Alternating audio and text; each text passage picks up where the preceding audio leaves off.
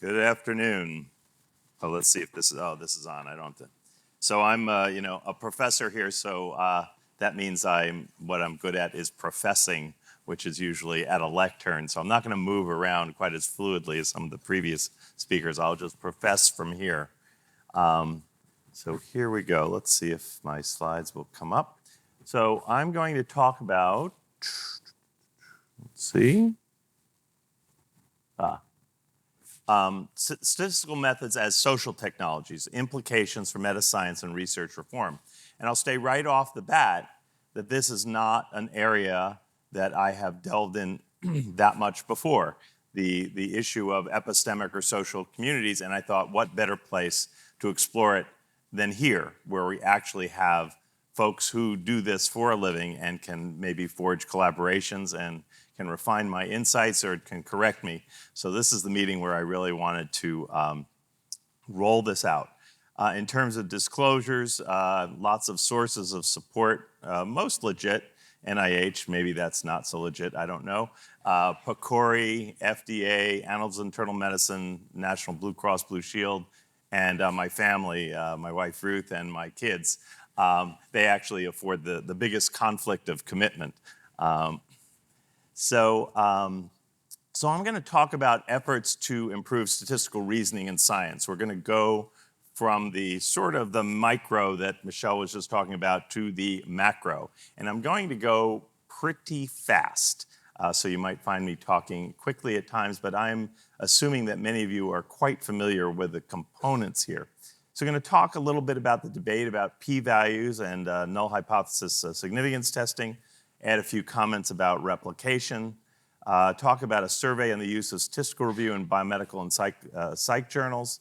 I'm going to talk about PCORI's efforts to improve statistical practice and funded research and the present and future of statistical reform, and all of these through the lens of the different communities that use statistics, and the illusion that we have is that it is in a universal language and that there are universal solutions, and I'm going to argue strongly that there are not. This is where I'm going to start. Actually, I'll back up for a second. The ASA, American Statistical Association, statement on statistical significance and p-values, and most of you probably know about this, and this was in 2016. Now, this, I have to say, it's new, but it's not new. I could spend easily the next hour just showing you the intellectual history of this conversation, which has gone on, depending on how you define the conversation, either 200 years, at least 100 years. And I'm going to show you one quote just to start off from 1942 from somebody that's not as familiar. There are lots of quotes from Fisher and actually an amazingly a statistician named Boring out there. This is someone from an epidemiologist, maybe you're not as familiar with this, and he was commenting on use of p-values considered as evidence, and he was poking fun here in a very subtle way, I think, but effective at, first of all, testing outlandish theories, and secondly, the absence of the notion of confirming evidence. And this is what he said. He says, the argument, that is the p-value, the significance test logic, does not seem to accord with what would be the mode of reasoning in ordinary rational discourse. Suppose I said, albinos are very rare in human populations, and therefore, if you've taken a sample of 100 and found in it an albino, the population is not human. I believe the rational retort would be, if the population is not human, what is it? And then on confirming evidence, with the corpus delicti in front of you, you don't say, here is evidence against the hypothesis that no one is dead. You say, evidently, someone has been murdered. So let's go back to the ASA statement forward, 60 plus years. And I have hundreds of those, as do many in the room. And the ASA statement really was not very adventurous for a variety of reasons that I will talk about. And said a few things that should be self-evidently obvious to most scientists who've spent any time studying this. A, p-values don't measure the probability that the studied hypothesis is true or that it was produced by random chance alone. Two, and this is maybe it was shocking to some, scientific conclusions and business or policy decisions should not be based on whether a p-value passes a specific threshold. And three, the p-value doesn't measure the size of an effect or the importance of the result. Nothing very controversial there, or shouldn't be, although it actually contravenes a lot of the way science is practiced. And interestingly, the sociology of this was they brought together a group of people to help draft the statement, and that very group published 21 quasi-dissents after the statement was published. Each one not necessarily saying it was wrong, but saying, well, I would have said it a lot differently. Some saying it was flat out wrong. And interestingly, this group did not vote on that statement. Who voted on the statement was the ASA board. I don't think this group could have agreed on that statement. Ultimately had to be taken out of their hands. But the commenters have a lot of interesting things to say. Now let's fast forward to about 3 years later. And actually, I was among those commenters, and I said actually didn't so much weigh in on the statement. I said, okay, so what are we going to do? What are we going to do now? Let's not talk about what are the better recommendations. Let's figure out how to get something done.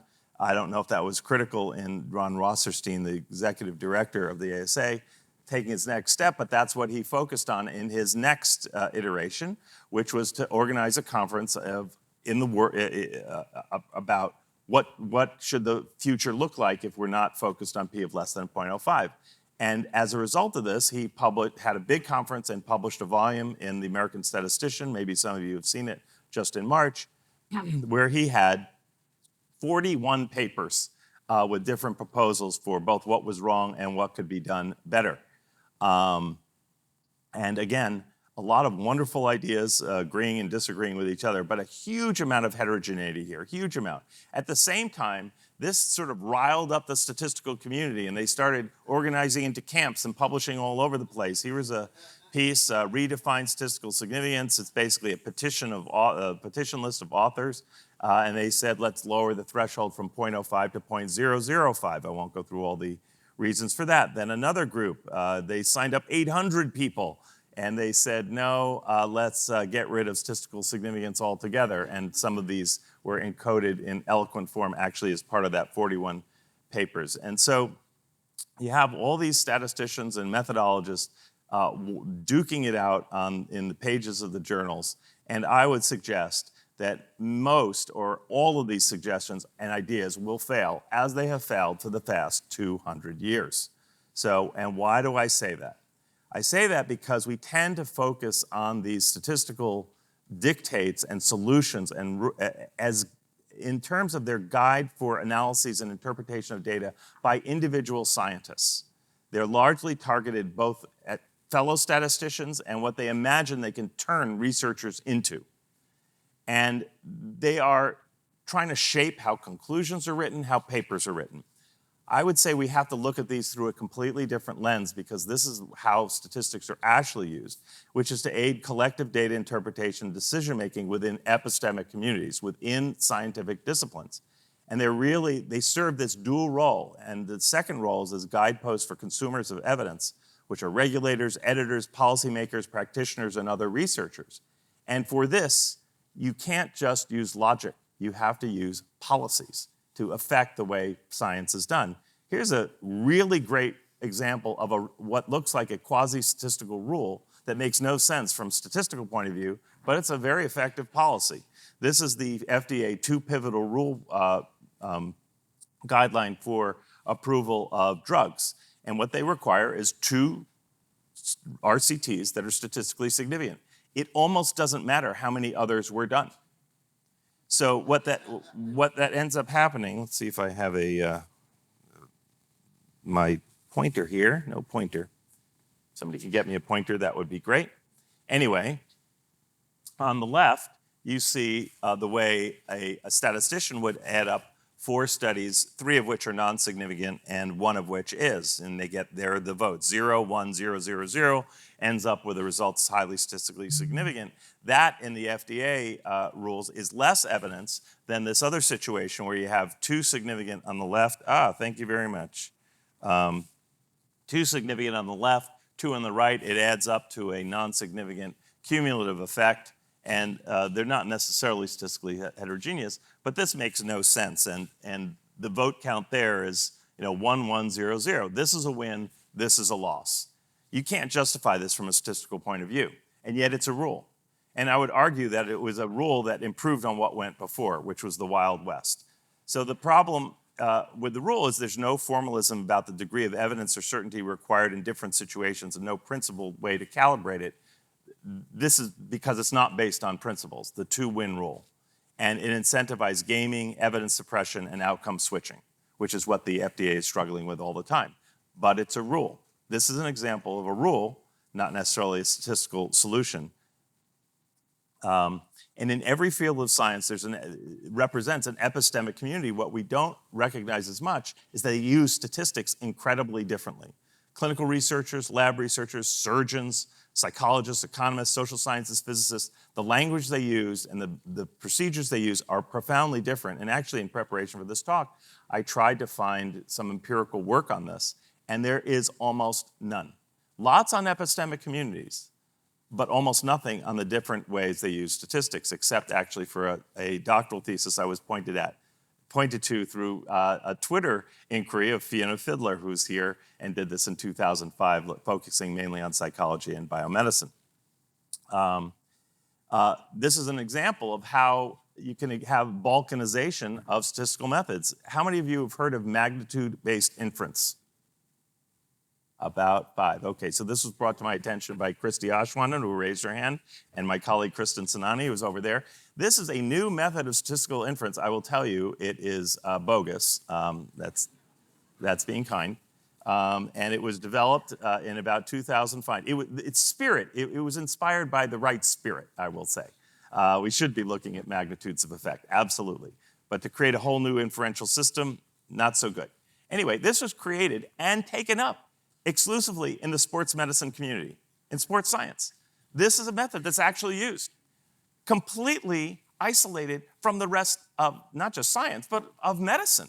So it's sports medicine. Medicine's in the word. You won't find this used anywhere else in medicine. So this is just one of many, many, many examples how systems of statistics and behaviors can exist sort of in isolation in subfields, and others don't realize this is going on.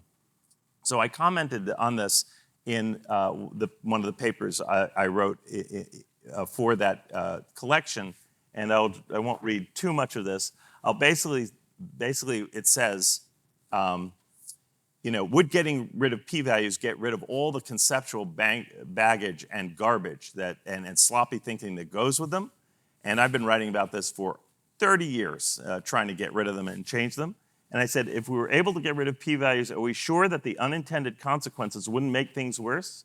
In my idealized world, where I was when I was in my 30s, first writing about this, the answer is yes. And many statisticians believe that. But in the real world, I'm less sure. Because we're talking about complex systems, and we're going to have to replace them with something, and we've already started to see that. So John, my colleague at Metric, wrote this piece immediately after the abandoned statistical significance piece appeared and said no in JAMA that we shouldn't give up statistical significance, and he commented, uniformity in statistical rules and processes makes it easier to compare like with like. Without clear rules for the analysis, science and policy may rely less on data and evidence and more on subjective opinions and interpretations. And in fact, this has also been reacted to by the editors of the New England Journal with their statisticians. And I will note that in this group of about 8 authors, there are 5 statisticians, 3 of which are Bayesians, but they do not say get rid of p-values, interestingly. They are much more ecumenical about accepting analyses that don't have them, and they encourage a lot of flexibility, but they are not ready to abandon ship for reasons that they're worried that the infrastructure of the ship will collapse if we get rid of them. The same thing from the editors of JAMA just last week. Again, much more acceptance of alternative ways of thinking, but they don't want to get rid of this particular foundation. Of course, this occurred in the psychology literature. There was one journal, Behavioral and Applied Psychology, that tried in a single stroke to ban all inferential statistics. This is an analysis of what happened afterwards. This group analyzed 31 articles published a year after that dictate. It said, we found multiple instances of authors overstating conclusions beyond what the data would support if statistical significance had been considered. Readers would be largely unable to recognize this because the necessary information to do so was not readily available. So why is it so hard to abandon not just p-values? That's actually much less the issue, but frequentism in general. It's because NHST and p-values are accepted epistemic currency. We can trade them in. We can trade them in for knowledge claims, publication, and reputational benefits. But more importantly, and this is where I think is really the problem, they have robbed us of the conceptual alternatives. That is, because they say that it is not scientifically legitimate to have a probability of truth on a hypothesis. So they've robbed the scientific community of a language for an experience with epistemic uncertainty about hypothesis. We simply can't, we don't know how it feels. The legal field has this. It's preponderance of the evidence, that's greater than 50%. Clear and convincing evidence, maybe that's 85 to 90%. Beyond a reasonable doubt, that's 98%. How did these gain their meaning? Through use. They're not completely self-evidently obvious how you use those concepts, but the legal community they have gathered meaning through use. But the problem is, we have not. We have not. So this is a typical graph I'll put up when I'm talking about Bayesian inference, and I talk about what does P of 0.05 actually get you. It gets you from a starting point of 1% probability of truth to somewhere between 2 and 6, or if you start at 10, gets you between 21 and 47. If you start at 25, it gets you somewhere between 45 and 69. And even if you're 50-50, it only gets you up to 71 to 87% chance of your claim being true. Now, I usually use this to show how weak, in fact, the p-value thresholds are. But the other message here is that these notions, 45% certainty of truth, 68%, 71%, people have no idea how to use those numbers. They have no idea. We think of proof or non-proof. We cannot navigate in this area of I'm sort of uncertain. I think it's more probable than not. We can't go there. And as an example of a metric that does have meaning, think of the temperature. Imagine if we only had the vocabulary hot or not hot. Actually, we do when we look at celebrities, but anyway, we won't go there. But we know what 70 degrees feel like. We know what 80 degrees. We know what 54 degrees feels like. We know what it feels like, so we can use that metric. And by the way, that makes it also very difficult to abandon the p-value system because we think, mistakenly, we know what that means. Even if you give me the same temperatures in the metric system, I don't know what they feel like anymore. So even changing the scale has implications. So this is why I made this proposal, thanks to Manya Baker in Nature just a year ago, which is that we just put a degree of confidence in our conclusions at the end. Now, why did I say this? And it should be obvious that we should do this, but we don't do it except through sort of, circumlocutions, and we take this cautiously, whatever. It's because if we don't start doing this, we won't get experience with what it means to have different degrees of confidence. We have to start that. Now, this exercise of trying to develop intuition about the strength of claims is going on in many domains. Brian and other folks here are working on crowdsourcing opinions about replication. I feel strongly that it shouldn't be about replication for reasons I'll talk about in a second, but about truth itself. So, and I will say that the attitudes towards replication vary by discipline, and they vary a lot. So here's an example. So this is actually from the early 1980s in biomedicine, very, very famous meta-analysis of the effect of tamoxifen on survival from breast cancer. And this is what it showed. This was by Richard Peto, who was an early champion of meta-analysis. And you have, here's the null line of null effect. The boxes are all the effect sizes. And the error bars, the confidence intervals, as you'll note, all cross the null effect. And what do we have here? We have one study out of 25 that was statistically significant. Was the null effect replicated 24 times? We replicated 24 times. No. And nobody in biomedicine would think that. In fact, it adds up to a highly, highly significant 20% effect. So where does replication come in as a useful concept here? I would submit not at all. That's why I think replication is a completely wrong-headed and confusing goal. And this is something you heard from this morning. It says, our flawed intuition about replication derives from quasi-deterministic experiments where the signal-to-noise ratio is quite high, whether it's cold fusion or cloning, Dolly the sheep. She's there or she's not. The signal-to-noise is really, really high. I will submit, and I could give a whole talk about this, but I'm just going to say it here. There's no making sense of replication if we observe or expect effects of just a few standard errors. You simply can't do it. We should just take the word out of the statistical repertoire. And Fisher recognized this long ago. It's a first cousin or a half sib to null hypothesis significant testing, and almost every problem that affects an AHST affects the concept of replication. So replication only makes sense if you think that null hypothesis significance testing makes sense, and maybe some of you do. There's a booth in the back for absolution and confession if you do. So I would also say that most empirical science is not a series of proofs and disproofs. We don't experience that whiplash. Rather, we develop networks and accumulations of evidence that strengthen or weaken claims, and that's just what we saw with that meta-analysis. There are many, many things that affect the signal-to-noise ratio of scientists, of the sciences, and this is just a list that we published a few years ago. Unfortunately, that's not often the way the world works. This is a meta-analysis of magnets for pain. You will notice almost all the effect sizes are not significant except for one. Guess what? That one made the New York Times. Here it is. Magnets lessen foot pain of diabetics, the study finds. There it is. A finding that runs counter to many previous studies. That, of course, should invalidate it right off the bat. This is what made it newsworthy, and these are little quotes from the article. We have no idea how or why the magnets work, but it's a real breakthrough. And while the study must be regarded as preliminary, the early results were clear and the treatment ought to be put to use immediately. So you can go to CVS, the Dr. Scholl's corner, and you can get your magnets. Now, to go from the ridiculous to the non-absurd, I will say that the way Biomedical, the way our community would have looked at this result, this famous result, was a little bit different, I think, than it was first done.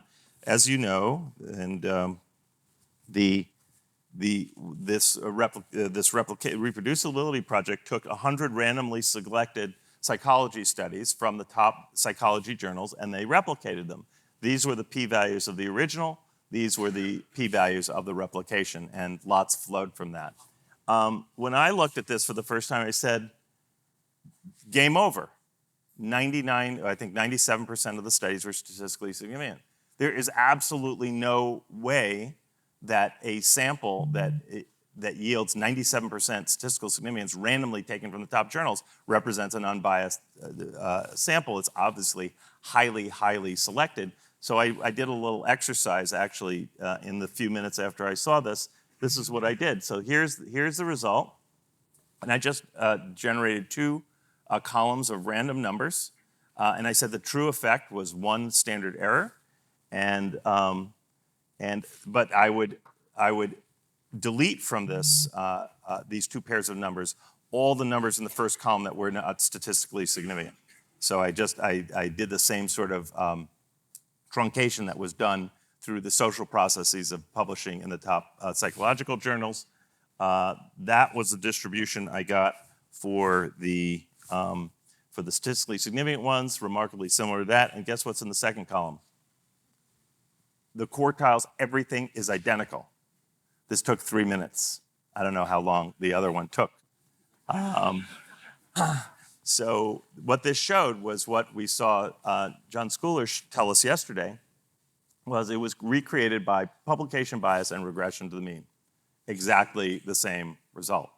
Now the point here is not that that was not worth doing. I think it was an incredibly important demonstration to the psychological community, but that the way different disciplines would look at this varies widely.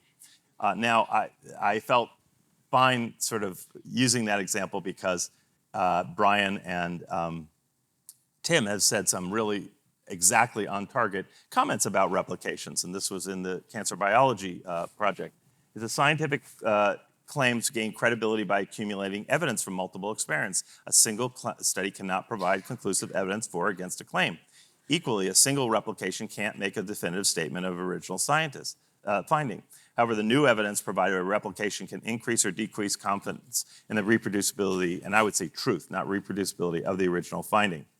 And I agree with that, and that's what we said in this paper, where we also tried to provide different definitions of reproducibility, and I think the clarity would help here. We kept the word reproducibility, but we divided into methods reproducibility, which I do think is a critical part of replications, which we saw in the cancer biology project. Do you know the methods that were used? Results reproducibility, which is where I think a lot of replication logic falls apart if we're basing it on significance. And here's one that's often missing, but inferential reproducibility. With the same data, do we come up with the same assessment of the strength of claims? So the right goal is not high replication. I would say this is always the wrong question. The right question is, how efficient is a scientific enterprise in converging on reliable or actionable knowledge? What affects that efficiency, and how we can improve it? Replication just gets in the way. Now, I want to just point out how this came up indirectly in a project we did looking at statistical review policies in psychology journals and medical journals. And I want to introduce my colleague, Tom Hardwick. He was mentioned before. He was a postdoc at Meta Research Innovation Center at Stanford Metrics, and he did this when he was here. He's now in Berlin helping them start up their center. And what we did was we wrote to the editors of 482 journals, 118 in psychology and 364 in medicine. And we got responses from about a third after pummeling them, so not great. And almost all of them were editors-in-chief. And one thing I'll just point out here is I'm not going to focus on that. The Biomedical survey, almost everybody, and I'll help interpret this slide, felt that statistical review helped many, many dimensions of the paper. This is not a paper, these are not results that are published yet, but they will be. Hopefully this talk won't make them unpublishable. And the green is that they felt it was very or extremely important. So accuracy of statistical methods reporting, clearly high. Strength of study design, adequacy of reporting limitations, appropriateness of statistical procedures, very high. Consistency of conclusions with the evidence, very high. So there's no doubting that statistical review was valuable among the biomedical editors. But what was very unexpected about this, and this is the paper that arose with me, Tom, and adding Mike Frank and Samin Vizier, who are all here for reasons I'll get to, is that the psychology editors didn't, to our shock, what we thought was a very straightforward survey, didn't understand the question. So this is why. I'm just going to show you the quotes. I'm not going to show you all the results because this is the phenomenon that resulted in that paper with a question mark in it, not just the results of the survey. These are some typical quotes. The majority of our associate editors and reviewers are psychologists, i.e., they have very good training in methods and statistical analysis and do not rely on biostatisticians for that component of their own research. Hence, they're capable of assessing the methodologies used in these papers, and they only ask for expert help if Bayesian methods are used. Number two, I would not regard statistical review something completely separate from regular review. And they basically say, we send it to people who know their stuff, and they know statistics. And third, researchers are skilled in using specific methods in analysis and research. Peer reviewer is matched by scientific and research methods, expertise to the submitted article. And at the end, he says, in my own research, one statistician can advise on one thing, and this can be completely different than advice by a different statistician. So this was a reason not to use statisticians.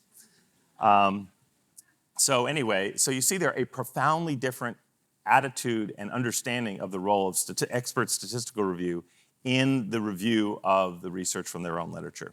The final thing I'm going to just highlight here very quickly is the efforts of PCORI to raise the standards in their own research. How many of you know what PCORI is?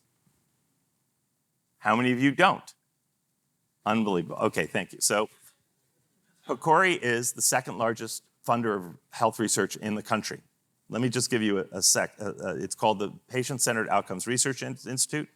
Over the past 8 years, it's spent $2 billion in primary research, $377 million on creating research networks, and highly relevant to people here, $133 million on methodology research. And much of the CER research has to do with patient behavior and interactions with doctors and patients and communications, highly relevant to what people do here. $133 million for methodology.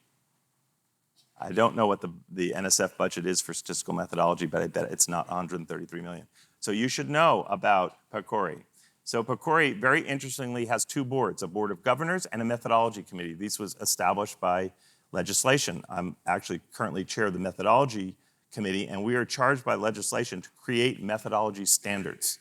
And I don't have much time. They are in the PCORI methodology report. And these are standards supposedly to help us improve the quality of what we do. We have cross-cutting standards and design-specific standards. We don't cover the whole landscape. And here's just one example. Here are 4 standards for missing data. And I'll just highlight one particular.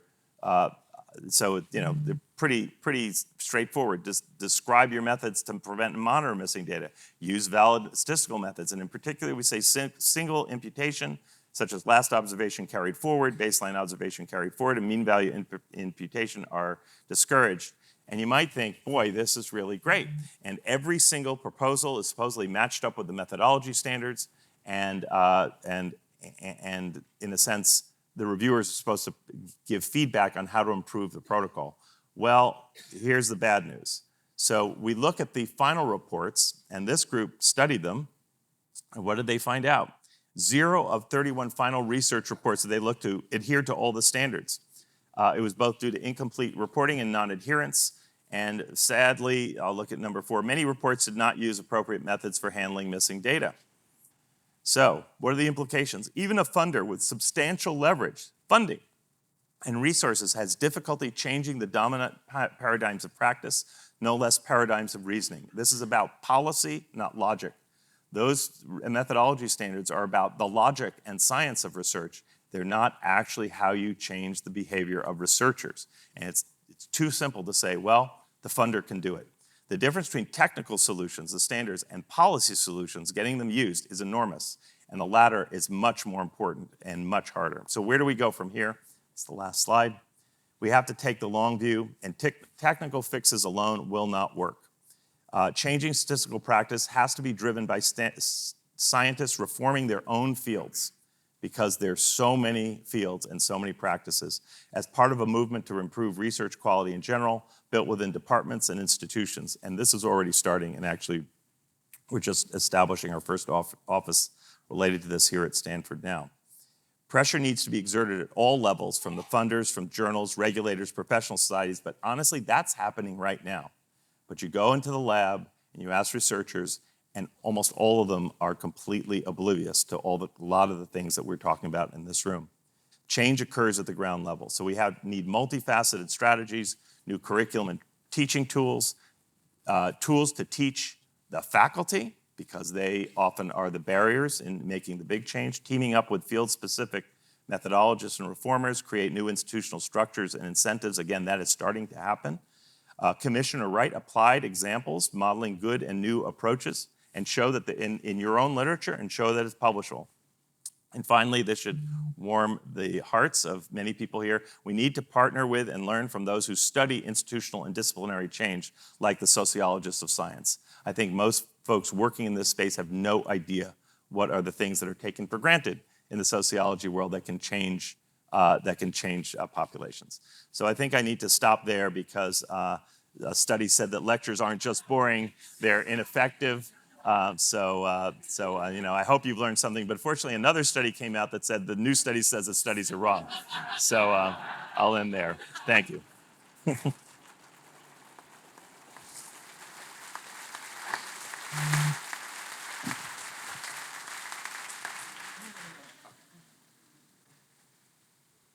Hi, Charlie Ebersole, psychologist from University of Virginia. I really appreciated your expressing kind of your evolving thoughts on the idea of like getting rid of p-values and maybe the alternative is worse and that there's some unintended consequences there.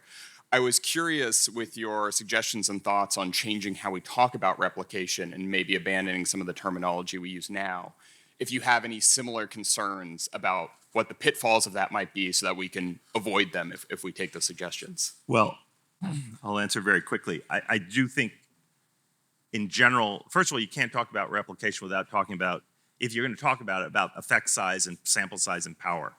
I mean, I think the reason that the great experiment, I do think that Jonathan talked about yesterday with Brian, was working and showing high replication because it was it was beginning to mimic a deterministic experiment. That is, it was powered, the 750 in each group looks for an effect of just 5% absolute difference. And if an intervention in psychology doesn't produce a 5% absolute difference, that's a pretty miserable intervention. So that is getting all, highly powered. That is effects that are usable effects that are many, many times greater than the error in that experiment. So that's the only sort of context in which replication actually could be expected or you would want to see it. But in general, I do think the cumulative evidence model is the way to talk about it. I just think we should just get rid of talking about not the importance of doing more experiments. That's not what I'm talking about. There are many benefits that we were all talking about, procedures, whatever. But looking for what is inevitably defined as a similar significance verdict. I know there are many other ways we can define it statistically, but again, it ends up being binary. It ends up being a call. Did it replicate or did it not replicate?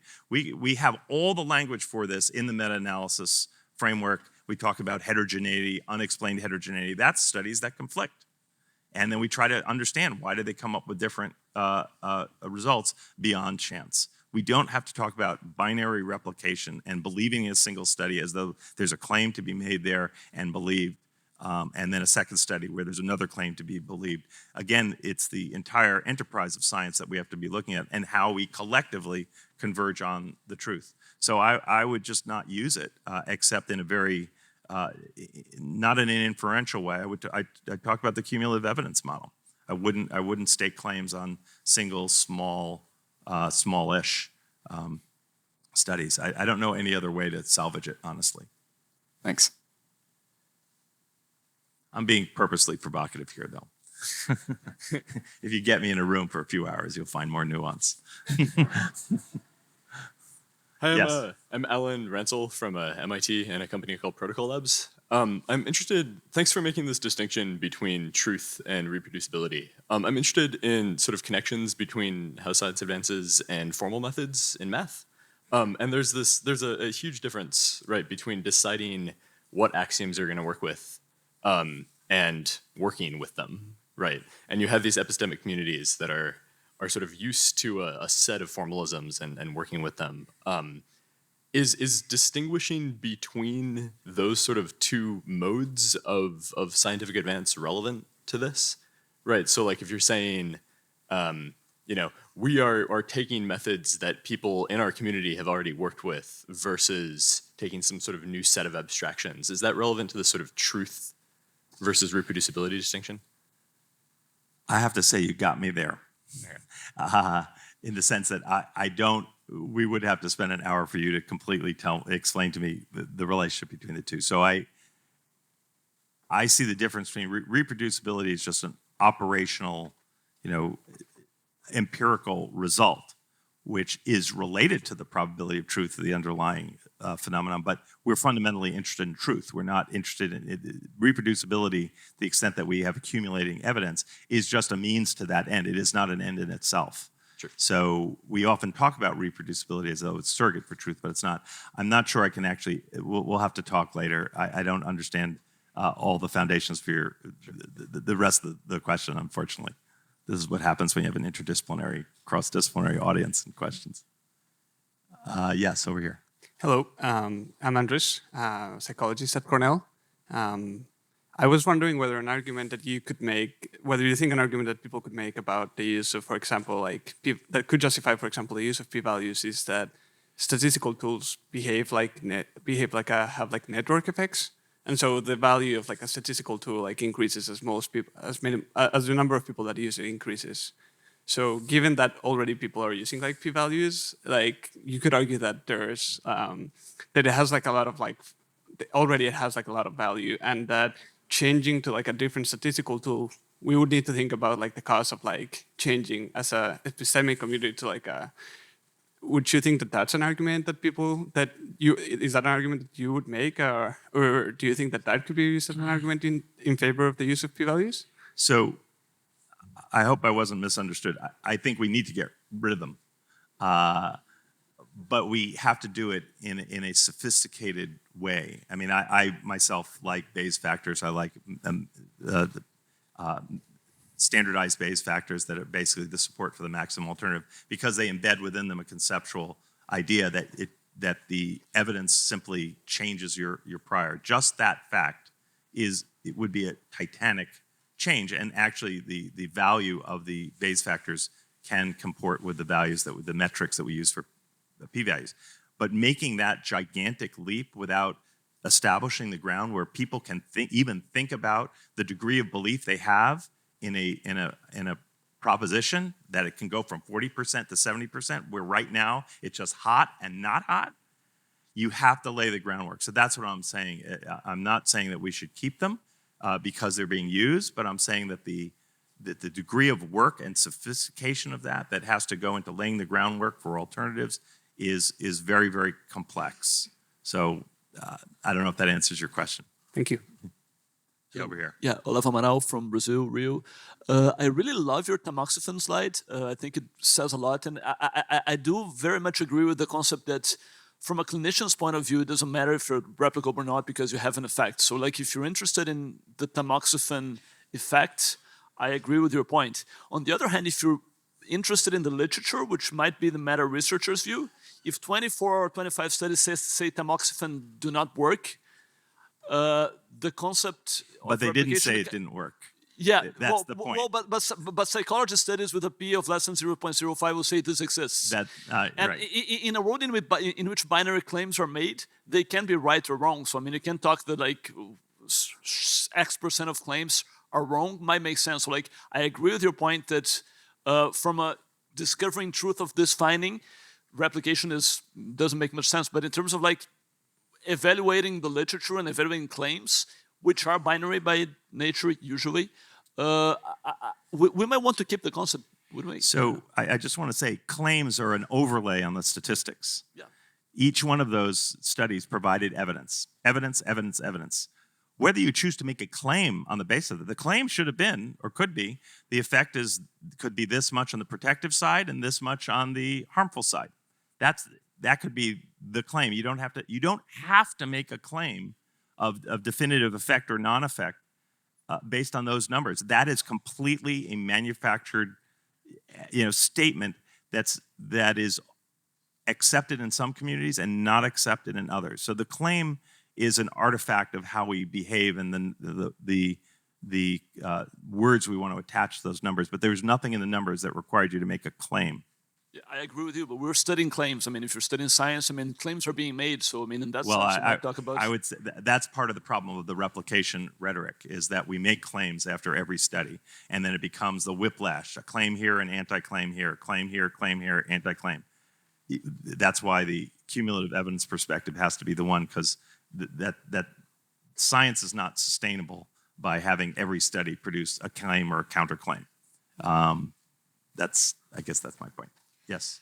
Yeah, I completely agree with the idea here that in science we should be talking about degrees of belief, strength of evidence, rather than claims and counterclaims. I just wanted to invite you to ruminate on possible tensions between that and scientific incentive structures, because of course, what scientists want is to publish things, to have big ideas that get a lot of attention, that get them invited places, that get them better jobs, et cetera, et cetera. So the idea that we'd all really say how much we believe in some finding would be at tension with trying to best represent your career. Of course I believe this thing is true. Right. It's really strong finding, Totally right.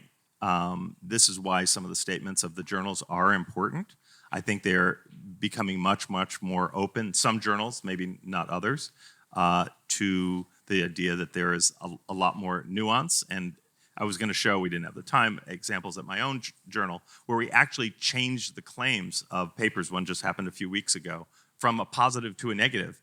And the authors were perfectly happy to do that. They were just terrified that if they hadn't made a strong claim for the effect of their drug, that we wouldn't publish it. As soon as we made it clear that we wanted it right, not positive, they were happy to say the drug didn't work. So there's a lot to be done there, but you're absolutely right. That's why I was talking about all the institutional and journal changes that we have to make. So thank you for that. One more. Okay, Brian's saying one more, so I apologize to anyone behind. Oh, there's an act of chivalry there. He's giving up his spot. Thank you.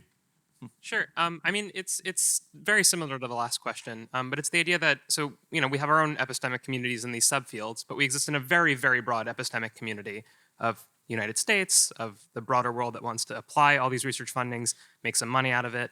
What can we do to teach this to them?